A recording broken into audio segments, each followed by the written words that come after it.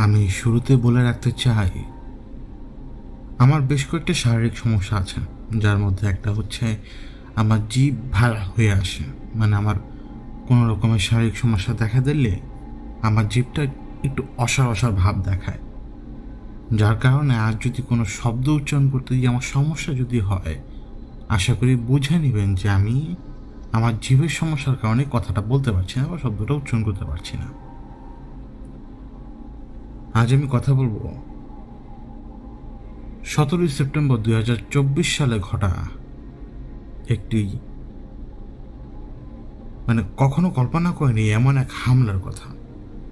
দুনিয়াবাসী হোক অথবা লেবাননবাসী হোক, যেই হোক, কেউ কখনো কল্পনা করেনি যে এরকম একটা হামলা ইসরায়েল অথবা মোসাদ করতে পারে। কিন্তু এই সব কিছু শুরুটা কোন জায়গায় হয়? অবভিয়াসলি প্রত্যেকটা দেশের এই ইন্টেলিজেন্স সার্ভিসগুলো সব জায়গায় অ্যাক্টিভ থাকে। এখন এটা ডিপেন্ড করে যে ওই দেশটার কন্ডিশনটা কীরকম। আমরা যেমন আমাদের দেশ বাংলাদেশ, আমাদের আসলে পার্শ্ববর্তী দেশগুলোর সাথে কিন্তু কোনো রকমের বৈরী সম্পর্ক নেই, শত্রু এরকম কোনো সম্পর্ক নেই, যার কারণে আমাদের হয়তো ইন্টেলিজেন্সের পেছনে অত বেশি খরচ করতে হয় না। কিন্তু সেইখানে যদি সেটা আমেরিকা হয়, তাদের ইন্টেলিজেন্সের পিছনে, তাদের ডিফেন্সের পিছনে তাদের কিন্তু বাজেট অনেক। ঠিক এরকমই ইসরায়েল তার ইন্টেলিজেন্সের পেছনে যে পরিমাণ টাকা খরচ করে বা যে পরিমাণ টাকা তারা ঢালে, এ পরিমাণ টাকা অন্য কেউ কখনোই কোনো রকমের ইন্টেলিজেন্স আউটপুটের পেছনে লাগায় না। এখানে বলতেই হবে, আল্লাহ তো কোরআনে বলে দিয়েছেনই যে ইহুদিরা তারা খুবই বুদ্ধিমান হবে, তারা জাতিগতভাবে কিন্তু বুদ্ধিমান, এই জন্য তারা তাদের বুদ্ধিটাকে সবচেয়ে বেশি কাজে লাগায়। ইসরায়েলে কিন্তু একজন দুজন শত্রু না মধ্যপ্রাচ্যে, শত্রু কিন্তু অভাব নেই ইসরায়েলের। ইসরায়েল সবাইকেই কিন্তু একরকমের চেক দিয়ে রাখে। দাবার ঘরে যখন আপনি সেফলি খেলতে যাবেন, আপনি প্রত্যেকটা গুটিকে চেকে রেখে খেলবেন। তারা প্রত্যেকটা সংগঠনগুলোকে চেক করে রাখে। তারা হামাসের পেছনে যেরকম, হিজবুলের পেছনে সেরকম।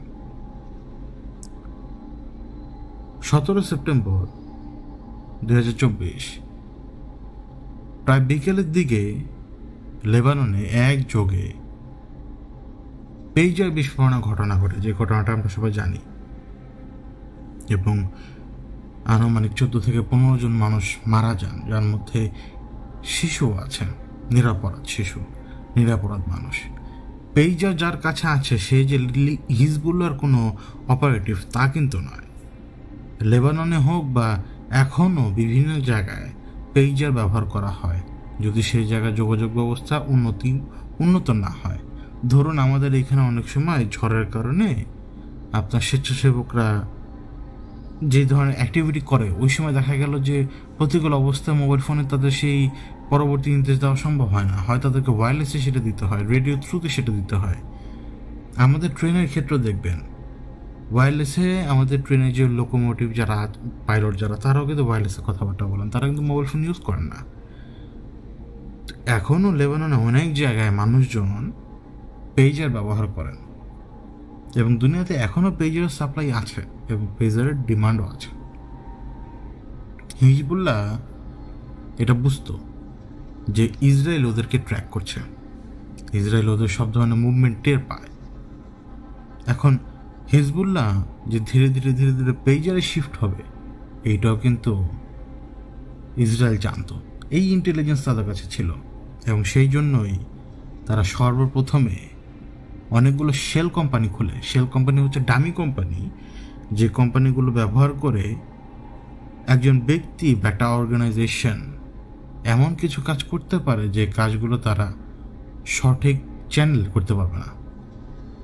এই ডামি কোম্পানিগুলো প্রত্যেকটা ইন্টেলিজেন্স কোম্পানির কাছেই আছে বা ইন্টেলিজেন্স ব্যুরোর কাছে আছে। ওরা ডামি কোম্পানি বিভিন্ন দেশে খুলে রাখে, কারণ ওদের যে কোনো সময় যে কোনো ক্ষেত্রে এই কোম্পানিগুলো কাজে লাগতে পারে।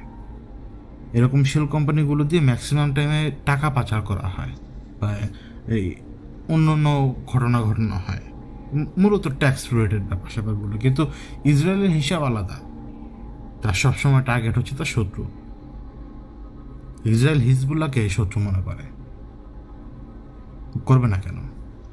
একটা দেশ, যে দেশ উড়ে এসে জুড়ে বসে বেশ কয়েকজন এসে দখল করলো, জায়গা দিল আরবরা, বললো যে হ্যাঁ এখানে থাকো, এরপরে ধীরে ধীরে ধীরে ধীরে আমি জায়গা দিলাম আর আমাকে আমার জায়গা থেকে উচ্ছেদ করে দিল। আজকে গাজার যে অবস্থা করেছে ইসরায়েল, আমরা এর বাইরে কি বলতে পারি ওদেরকে? ওরা জাতিগতভাবে বুদ্ধিমান হলেও ওরা আমাদের সবচেয়ে বড় শত্রু, ওরা মুসলমানদের সবচেয়ে বড় শত্রু, কট্টর শত্রু। যাক, সেই কথা বলা যায়। পুরো অপারেশনটাকে আমি আপনাদেরকে বোঝানোর চেষ্টা করি। ইসরায়েল যখন জানতে পারলো যে হিজবুল্লাহ পেইজারে শিফট হওয়ার চিন্তা ভাবনা করছে, তখন তারা করলো কি, এই এখন আপনি ট্র্যাক তার করতে পারবেন না। তখন পর্যন্ত কোন জায়গায় বিজ্ঞান বা এই প্রযুক্তি কতটুকু আগাচ্ছে, পেছনের দিকে দেখলে একরকম, এখন আবার আরেক রকম। এখন থেকে 2 বছর আগে যদি আপনি দেখেন, প্রযুক্তি একরকম, এখন আবার 2 বছর পর প্রযুক্তি কিন্তু বদলে যাচ্ছে। তো ইসরায়েল তাদের শেল কোম্পানি খুলে বিএসসি কাউন্সিল বা বিএসসি কনসাল্টিং এরকম একটা এরকম একটা শেল কোম্পানি খুলে তারা, যে হাঙ্গেরি বেসড বা এরকম একটা দেশ, মানে ইউরোপীয় ইউনিয়নের একটা দেশ, এরকম একটা বেসড একটা কোম্পানি তারা খুলে, এবং তারা একটা কোম্পানির সাথে একটা ডিল করে। সেই কোম্পানিটার নাম হচ্ছে তাইওয়ান ভিত্তিক কোম্পানি গোল্ড অ্যাপোলো। এবং এই গোল্ড অ্যাপোলো কিন্তু পেজার বিক্রি করে আসছে এখন পর্যন্ত। তো বিএসসি কনসাল্টিং যেটা, যেই ফেক কোম্পানি, যেটা দামি কোম্পানি, এইটা স্ট্যাবলিশ করলো নিজেদেরকে 21-22 সালের দিকে, এবং 21-22 সালের দিকে স্ট্যাবলিশ করে তারা ব্যবসা করতে শুরু করলো তাদের মতো করে, কারণ দেখাতে হবে তো একটা রিয়েল কোম্পানি কাজ করছে। তো এই কোম্পানিটা কাজ করছিল, এটা তাদের মতো অপারেট করছিল, এবং এইটা করলো কি, এই বিএসসি কনসাল্টিং কোম্পানিটা, এই দামি কোম্পানিটা এই গোল্ড অ্যাপোলোর সাথে একটা চুক্তি করে। চুক্তিটা হচ্ছে এরকম, জিনিস আমি বানাবো, ম্যানুফ্যাকচার আমি করব, সব কিছু আমি করব, কিন্তু তোমার ব্র্যান্ডের নামে আমি প্রোডাক্টটা বিক্রি করব। শুধুমাত্র ব্র্যান্ডটা তারা ব্যবহার করার জন্য একটা চুক্তি করে। এবং অনেকে যদি আমরা না বুঝি এখন যে এই ধরনের চুক্তিগুলো মানেটা কি, মানে আমার ব্র্যান্ড আর একজন চুক্তি করে সে মালামাল বানাবে এবং আমার ব্র্যান্ডের নামে বিক্রি করবে, এটা আবার কেমন? আমি আপনাদেরকে বলি, এখনও অনেক অনেক কোম্পানি আছে এরকম, যে কোম্পানিগুলো হয় কি, প্রোডাক্ট ভালো বানায়। আপনি যদি ওয়্যারলেস ইয়ারবাডগুলো ব্যবহার করেন বা বিভিন্ন ব্লুটুথ টেকনোলজিক্যাল জিনিসগুলো ব্যবহার করেন বা ফোন, বিভিন্ন জিনিস, তো তারা ইমিডিয়েটলি এসে রেকগনাইজেশন নিতে পারে না, কিন্তু তাদের প্রোডাক্ট ভালো। তখন তারা করে কি, তারা এরকম রেপুটেড কোম্পানির সাথে বৈঠকে বসে, চুক্তি হয়, এবং একটা সাইনিং অ্যামাউন্ট এবং একটা চুক্তি অ্যামাউন্ট, এই দুটো ব্যাপার হিসেব নিকেশ করেই ওই যে বড় কোম্পানিটা, জায়ান্ট কোম্পানিটা, সে তার নামটা ব্যবহার করার জন্য তাদেরকে পারমিশন দেয়। এখন আপনি যদি বাজারে যদি লেনোভোর কোনো ইয়ারবাড পান অথবা লেনোভোর কোনো ইয়ারফোন পান, আমি আবারও বলি লেনোভোর কোনো চার্জার পান, তাহলে আমি আপনাদেরকে বলি এটা হচ্ছে লেনোভোর না, এটা অবশ্যই অন্য একটা কোম্পানি তৈরি করেছে, কিন্তু তারা লেনোভোর ব্র্যান্ডিংটা ইউজ করছে। এখানে লেনোভোর ল্যাপটপ আছে, সেটা তো লেনোভোই তৈরি করছে, তাই না? কিন্তু দেখা গেল যে লেনোভো কখনো আপনার জন্য 500 টাকা দামের ইয়ারবাড তৈরি করবে না। এটা কারা করছে? অবশ্যই এমন একটা কোম্পানি, যে কোম্পানি তার প্রোডাক্টটা ভালো দিচ্ছে, কিন্তু তার রিকগনাইজেশনের দরকার, কিন্তু সে বিক্রি করতে পারবে না। কিন্তু লেনোভোর নামে সে কিন্তু ভালো বিক্রি করতে পারবে এবং প্রফিটও কামাই করতে পারবে। আশা করি বুঝতে পারলেন। তো এই এক্সাক্ট এই ঘটনাটা এখানে ঘটে। এই বিএসসি কনসাল্টিং কোম্পানিটা, এই দামি কোম্পানি, যে 21-22 সাল থেকে ব্যবসা করে আসছে প্ল্যান মোতাবেক, তো এই কোম্পানিটাই গোল্ড অ্যাপোলোর সাথে চুক্তি করে যে আমি তোমাদের নাম ইউজ করবো, কিন্তু ম্যানুফ্যাকচার থেকে শুরু করে সব কিছু আমি করবো। মডেলটাও হচ্ছে AN924। তো এখন আপনি বলতে পারেন যে বিএসসি কনসাল্টিং এই স্টেপটা নিল কীভাবে? দেখুন, ইসরায়েল তাদের প্রত্যেকটা দুশ্মনকে, ইসরায়েল যেহেতু তাদেরকে দুশ্মন মনে করে, প্রত্যেকটা দুশ্মনের সব ধরনের ব্যাকগ্রাউন্ড নলেজ তাদের কাছে আছে গ্যাদার করা। প্রচুর ইন্টেলিজেন্সের পিছনে প্রচুর টাকা নষ্ট করে। তো ওরাই বিভিন্ন জায়গায়, যে বললাম যে দামি কোম্পানিগুলো খুলে রেখেছে, এবং দামি কোম্পানিগুলো খুলে রাখার কারণে ওরা ইজিলি যে কোনো সময় যে কোনো ধরনের অপারেশন করে ফেলতে পারে, চোখের নিমেষেই, আপনি টের পাবেন না। তো ওই যে বললাম ওরা পেজারে শিফট হতে যাচ্ছিলো, এবং সামহাও যদি ওরা পেজারে শিফট হয়, আজ হোক কাল হোক পরশু হোক, তাহলে যাতে ইসরায়েলের হাতে একটা আপার হ্যান্ড থাকে, ওই রকমই চিন্তাভাবনা ছিল। কারণ ওরা তো জানে যে হিজবুল্লাহ কিন্তু পেজার ইউজ করে, কিন্তু মাস স্কেলে যে করবে এখন সেটা কিন্তু না। এটা কিন্তু আমি অতীতের কথা বলছি, এটা কিন্তু আমি এই যে 2024 সালের কথা বলছি না এখন। তো এই চুক্তিটা তারা করে, এবং তাদের মূল টার্গেট ছিল যে তারা যেইভাবে হোক তাদের তৈরি করা পেজার, মানে এখন কি ইসরায়েলের তৈরি করা এই পেজারগুলো যাতে হিজবুল্লাহ কিনে নেয়। ঠিক আছে, এটা কিন্তু 21 সালের কথা। এবার আসি ঘটনার সূত্রপাত থেকে।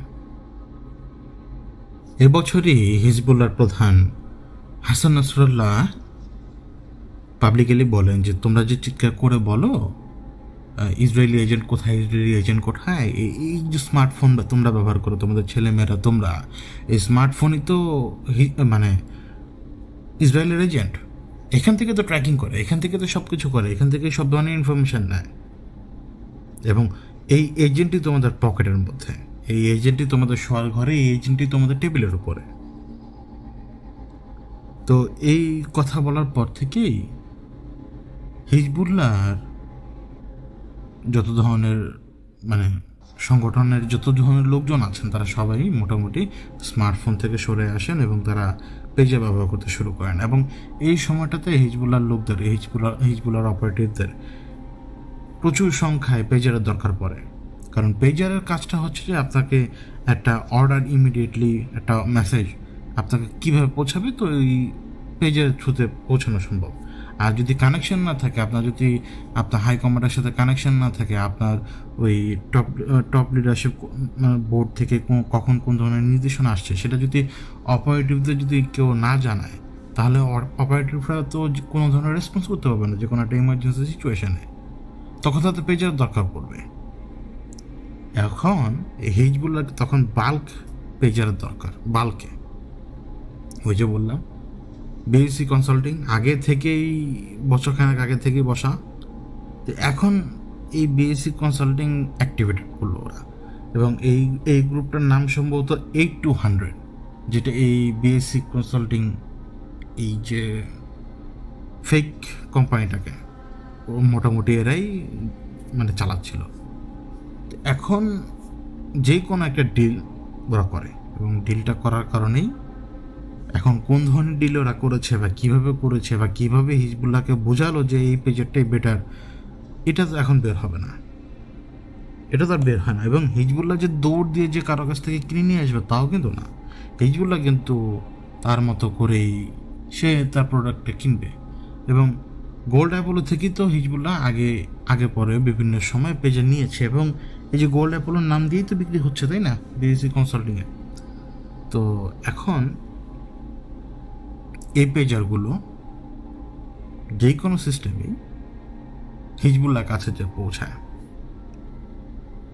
এবার আসি, এগুলো হচ্ছে এই সময়ের কথা, এই বছরেই পেজারগুলো ডেলিভার হয়ে যায়। কিন্তু এখন হিজবুল্লাহর উপরে এই ধরনের হামলা করার কারণটা কি? ইসরায়েলের এইভাবেই হিজবুল্লাহর উপর হামলা করার পেছনে কারণ হচ্ছে 8 অক্টোবর 2023 সালে হিজবুল্লাহ ইসরায়েলের নর্দার্ন স্টেটের দিকে হামলা করে, এবং সেই হামলা হিজবুল্লাহর যে সাঁড়াশি হামলা, হিজবুল্লাহ কিন্তু ছোটোখাটো সংগঠন না, এটা কিন্তু অনেক বড় আর্মি, এটা কিন্তু একটা অনেক বড় আর্মি, এবং এটার সম্পূর্ণ ব্যাক ইরান করে। ইরান সব ধরনের অস্ত্র থেকে শুরু করে সব কিছু সাপোর্ট কিন্তু ইরানের কাছ থেকে এই শিয়া গ্রুপটা পায়। এটা কিন্তু একটা শিয়া গ্রুপ, হিজবুল্লাহ কিন্তু একটা শিয়া গ্রুপ। তো এই হিজবুল্লাহ যখন হামলা করে নর্দার্ন সাইডে ইসরায়েলের, সেইখান থেকে প্রায় লাখখানেক লোক ওইখান থেকে পালিয়ে চলে আসে, এবং এখন পর্যন্ত কিন্তু সেই কন্ডিশন।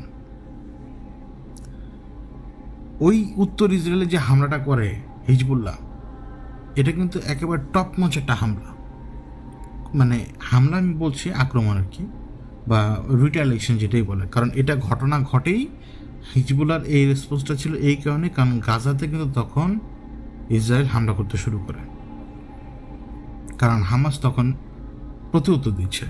আর হামাস সবসময় মানে হিজবুল্লাহ হামাস এগুলো সবসময় একই লাইনে চলে। তো এখন হিজবুল্লাহ যে হামলাটা করে, ওই হামলায় ইসরায়েল আর পেরে উঠতে পারেনি এখন পর্যন্ত। একটা লং টাইম ধরে কিন্তু এখন পর্যন্ত খুব শক্ত একটা অবস্থানে আছে। এবং কেন শক্ত অবস্থানে আছে জানেন? Hezbollah tactics. হিজবুল্লাহ কিন্তু 4টা স্টেপে মানে এই 4টা স্টেপে চলে, যেটা আমি দেখলাম। 4টা স্টেপে কিন্তু সে তার সিস্টেমটাকে জারি রেখেছে। একটা হচ্ছে ট্যাকটিক্যাল ডিফেন্স, ঠিক আছে, যেটা হচ্ছে আপনার একজন আর্মি পার্সন আরও খুব ভালোভাবে আপনাদেরকে বোঝাতে পারবে, হয়তো আপনাদের জন্য বোঝানো খুব কঠিন। প্রথম লেয়ারে থাকে ট্যাকটিক্যাল ডিফেন্স, তারপর সেকেন্ড লেয়ারে ছিল হেভি আর্টিলারি ডিফেন্স, ঠিক আছে। তো মনে করেন যে আপনার হেভি আর্টিলারি যেগুলো হয়, যে আপনার মিসাইল, তারপরে বড় বড় ধরনের রকেট, মানে লেজার গাইডেড রকেট থাকে, হাই প্রিসিশন মিসাইল থাকে, এই হেভি আর্টিলারিগুলো ডিপ্লয়েড ছিল। তারপর হচ্ছে আপনার ওদের ইন্টেলিজেন্স খুবই খুবই পারফেক্ট ছিল, খুবই ভালোভাবে ইন্টেলিজেন্স এবং কমান্ডটা একেবারে খুব সুন্দরভাবে কাজ করছিল। এবং চতুর্থ ছিল ওদের হাই কমান্ড, হিজবুল্লাহর হাই কমান্ড। 4টা জিনিসের যে সমন্বয়, 4টা ব্যাপারের সমন্বয়টা খুব সুন্দরভাবে হতে এখন পর্যন্ত হিজবুল্লাহ তাদের সে আক্রমণটা অব্যাহত রেখেছে। এই সময়টাতে ইসরায়েল কিন্তু প্রচণ্ড চাপে পড়ে, কারণ তার নিজেদের লোকেরাই নিজেদের দেশে থাকতে পারছে না, মানে কথিত তাদের দেশ, কারণ তারা তো দখলদার। তো তারা যে জায়গা দখল করে বসে আছে, সেই জায়গা থেকে তাদেরকে লাথি মেরে সরিয়ে দেওয়া হলো। এখন আবার তারা বলছে যে আমাদেরকে আমাদের জায়গায় ফিরিয়ে দিয়ে দাও। তো গভর্নমেন্টকে বলছে যে আমাদেরকে ওইখানে যেভাবে হোক আমাদের ফিরিয়ে দাও। এখন নেতানিয়াহু প্রচণ্ড চাপে পড়ে, বেঞ্জামিন নেতানিয়াহু সে প্রচণ্ড চাপে পড়ে। যে কোনো একটা রিটেলিয়েশনের কথা চিন্তা ভাবনা করেই ওদের যে প্ল্যানটা ছিল পেজার নিয়ে, ওইটা ওরা খুবই তাড়াহুড়ো করে মনে সম্ভবত অ্যাক্টিভেট করে।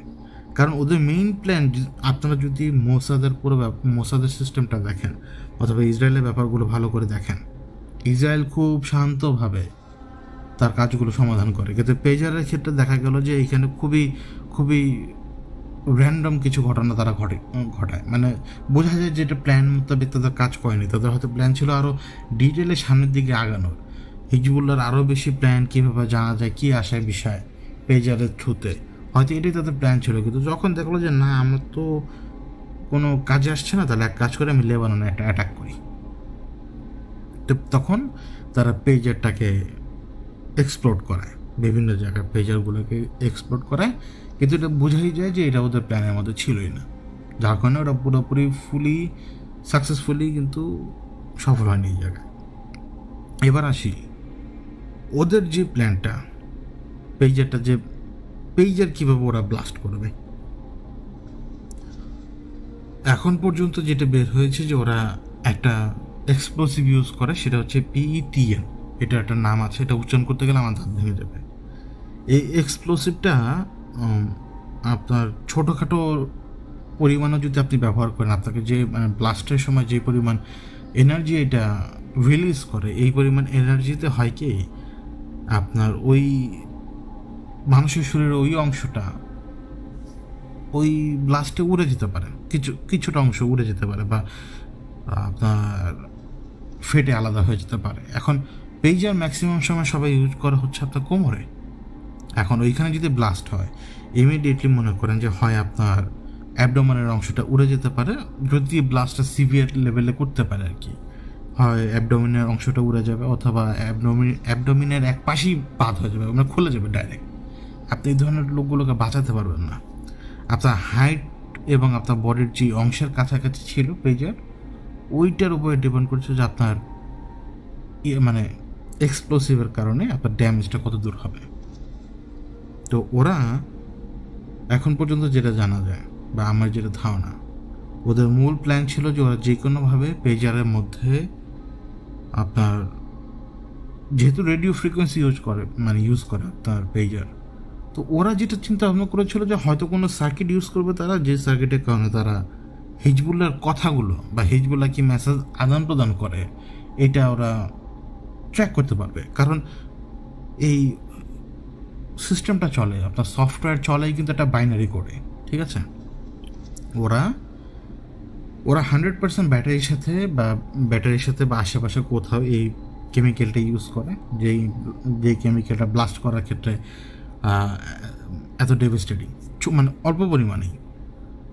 তো আপনার এই কেমিক্যালটা ওরা ইউজ করে এবং বাইনারি সিগন্যাল কোড এক্স্যাক্টলি যে কোডটা ঢুকলে আপনার ওই অংশটা সার্কিটের হয়তো হিট হবে, যে হিট ওই ব্যাটারি পর্যন্ত পৌঁছালেই ব্যাটারিটা ব্লাস্ট করবে হিটে। তো ওরা ওই রকমই কোনো কিছু প্ল্যান আগে থেকে করে, কারণ পেজারটা কিন্তু ইসরায়েলেরই তৈরি করা। আমার যেটা ধারণা, ওরা হয়তো চাচ্ছিল যে পেজারগুলো হিজবুল্লাহর কাছে চলে যাক, এবং হিজবুল্লাহ কী কী করে না করে এটা ওরা ওই পেজারের মধ্যে ইনবিল্ট সার্কিটের থ্রুতে, বাইনারি কোড হোক বা যে কোনো মাধ্যমে হোক, ওরা জেনে যাবে যে হিজবুল্লাহর প্ল্যানিংটা কী।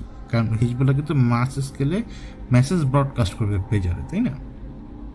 তাহলে ওরা আপার হ্যান্ডে আগে থাকতে পারবে। কিন্তু ওই যে বললাম যে নিজেদের মানুষদের প্রেশারে থাকার কারণেও কিন্তু ওরা এই ব্লাস্টটা ঘটায়, এবং ব্লাস্টটা ঘটানোর কারণে কিন্তু আজকে পুরো দুনিয়া জানতে পারলো যে ইসরায়েল কীভাবে কোন কোন জায়গায় ডামি অ্যাকাউন্ট করে, ডামি কোম্পানি খুলে, শেল কোম্পানি খুলে কোন ধরনের ঘটনাগুলো ঘটিয়েছে। এখন পেজেরটা যে ব্লাস্ট হলো, এটা কিভাবে হলো আমি আপনাদেরকে যদি 1-2 লাইনে বোঝানোর চেষ্টা করি। পেজারটা ইসরায়েল তৈরি করেছে, ওই যে বললাম বিএসসি কনসাল্টিং কোম্পানিটা, এই আপনার গোল্ড অ্যাপোলোর ব্র্যান্ডিং ইউজ করে, ওদেরই ম্যানুফ্যাকচার, কিন্তু ব্র্যান্ডিং বা স্টিকার যেটাই বলেন না কেন, এটা গোল্ড অ্যাপোলোর দেওয়া। তো বিএসসি কনসাল্টিং যখন তার পেজের ডিজাইন করে, আপনার স্মার্টফোনে বা আপনার হাতে থাকা ঘড়িতে মাইক্রোফোন আছে, আপনি কিন্তু বুঝবেন না, ঠিক আছে? ইভেন অনেকগুলো সেন্সার অ্যাক্টিভেট থাকে, এটা আপনি টের পাবেন না। এগুলো কন্টিনিউ একটা সিগন্যাল পাঠায়, সেটা রীতিমতো আপনার ফোনের সফটওয়্যারের মধ্যে ওই সিগন্যালের ডেটাটা পাওয়া যাবে। তো আপনি কখনোই বুঝতে পারবেন না যে আপনার পেজারের মধ্যে মাইকটা ইনবিল্ড করা কিনা, বা আপনার পেজারের মধ্যে এমন কোনো বাইনারি কোড ঢোকানো কিনা যে বাইনারি কোডটা পাশাপাশি বা কাছাকাছি কোনো রেডিও স্টেশন থেকে পাওয়া যে কোনো একটা সিগন্যাল পাওয়া মাত্রই সে তার কাছে থাকা ডেটাটা পাঠিয়ে দেবে সিগন্যালের থ্রুতেই। এটা তো আর ইম্পসিবল না। তো ওরা এটাই করার চেষ্টা করেছিল এক্স্যাক্টলি, কিন্তু এটাতে ওরা আর পরে যে সফল হয় নাই, পরে সফল তো হতে পারেনি দেখেই ওই যে বললাম, নিজেরা প্রচণ্ড চাপের মধ্যে ছিল, নিজেদের লোকদেরকে নিয়ে, বাস্তুচ্যুত লোকদেরকে নিয়েই, এই জন্য তারা এই ব্লাস্টটা ঘটায় লেবাননে। যে পেজারটা দিয়ে এই হামলাটা চালানো হয়, আপনারা যদি ইন্টারনেটে সার্চ করেন তাহলে জানতে পারবেন এই পেজারটা দেখতে কীরকম। এই পেজারটার মডেল নাম্বার হচ্ছে AR924, এবং এই পেজারটা ওই যে বললাম গোল্ড অ্যাপোলো কোম্পানির ব্র্যান্ড ইউজ করে বিএসসি কনসাল্টিং তৈরি করে, এবং হিজবুল্লাহ তাদের নিজেদের ব্যাকডোর ডিলিং হোক বা যেভাবে হোক এই চুক্তিটা করে, এবং তারা তাদের অগোচরেই ইসরায়েলের প্রোডাক্টটা নিজেদের কাছে নিয়ে নেয়। এবং ওই ঘটনার পরেও আরও বেশ কয়েকটা ঘটনা ঘটে। আপনার ওয়াকি টকি ব্লাস্ট হওয়ার ঘটনা, তারপরে হচ্ছে ল্যাপটপ ব্লাস্ট হওয়ার ঘটনা। ধরে নেওয়া যেতে পারে যেগুলো একটা র্যান্ডম ঘটনা ধরে নেওয়া যেতে পারে র্যান্ডম। এখন প্রশ্নটা হচ্ছে যে আপনার এই এক্সপ্লোসিভ ইউজ করতে গেল এত সহজে এতগুলো এক্সপ্লোসিভ কি ঢুকিয়ে দেওয়া সম্ভব? PETN যে এক্সপ্লোসিভটা ইউজ করলো এই জায়গায় ইসরায়েল, এই ধরনের এক্সপ্লোসিভ আপনার কোভারটপে বিভিন্ন দেশ ব্যবহার করে, এটা বিভিন্ন ধরনের হামলা চালানোর জন্য ওরা করে। আপনার ছোটোখাটো ডেটোনেশনের দরকার হয়, আপনি খুব সহজে এটা ক্যারি করতে পারছেন, আপনার সাথে কেউ সহজে ধরতে পারবে না। আপনার খুবই স্মল অ্যামাউন্টেই আপনার বড় ধরনের একটা ডেটোনেশন করা পসিবল। আপনার এইখানে আনুমানিক হয়তো 1-2 গ্রাম PETN ব্যবহার করা হয়, আনুমানিক 1-2 গ্রাম PETN ব্যবহার করা হয় এক্সপ্লোসিভ, যেটা দ্বারা আপনার এই পেজারটা ব্লাস্ট করে। এখন কথা হচ্ছে যে পেজারটা অবভিয়াসলি ব্যাটারির মধ্যেই বিল্ড করা ছিল, এবং এটার মডেল যেটা বলে, স্পেসিফিকেশন যেটা বলে, এটা হচ্ছে লিথিয়াম ব্যাটারি আছে, এবং 2-1 জায়গায় আমি দেখলাম যে এটার ব্যাটারি লাইফ 80 দিন প্লাস, পেজার আর কি 80 দিন প্লাস, মানে এক চার্জে হয়তো 80 দিন একটা না এটা চলতে পারবে। স্ট্যান্ড বাইতে, হয়তো হয়তো। তো এখন পেজারের ভেতরে ব্যাটারি লেভেল খুবই ছোট। এখন আপনার কানে যেই ব্লুটুথ আছে, আপনার কানে এই মধ্যে যে ইয়ারবাডটা আছে, এটার মধ্যে যেই ব্যাটারির যে সাইজ, এইটাও কিন্তু ব্লাস্ট করা পসিবল। এবং এটা যদি ব্লাস্ট হয়, আপনার 100% আপনার কানের শোনার ক্ষমতা সারা জীবনের জন্য চলে যাবে এবং কানের আশপাশে একটু পুড়ে যাবে। বাট আপনার লাইফের উপর দিয়ে বড় কোনো বিপদ যাবে না, অথবা আপনার মাথার খুলি উড়ে যাবে না। কিন্তু আপনার ওই ইয়ারবাডের ভেতরে থাকা ব্যাটারিটা অর্ধেক সাইজের পিইটিএন যখন ব্যবহার করবে, বা আরও কম, আমি আবারও বলি আরও কম, ওতেই আপনার কানে, আপনার ওই পিএটিএন ব্যবহার করা বা পিএটিএন দিয়ে তৈরি করা ওই ব্যাটারিটা যদি আপনার কানে ব্লাস্ট হয়, আপনার ব্রেনের অর্ধেক উড়ে যাবে, খুলি অর্ধেক ফেটে যাবে।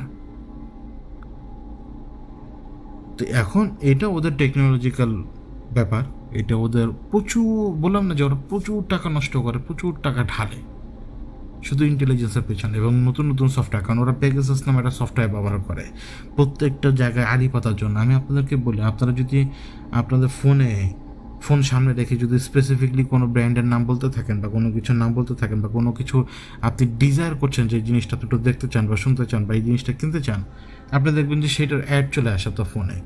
কারণ কনস্ট্যান্টলি ইন্টারনেট থেকে ইন্টারনেটে আপনার ডেটাটা চলে যাচ্ছে আপনার ফোন থেকে, আপনার মাইক্রোফোনে পারমিশন দেওয়া, তো আপনার মাইক্রোফোনটা কন্টিনিউ মানে শুনছে আপনি কি বলছেন না বলছেন।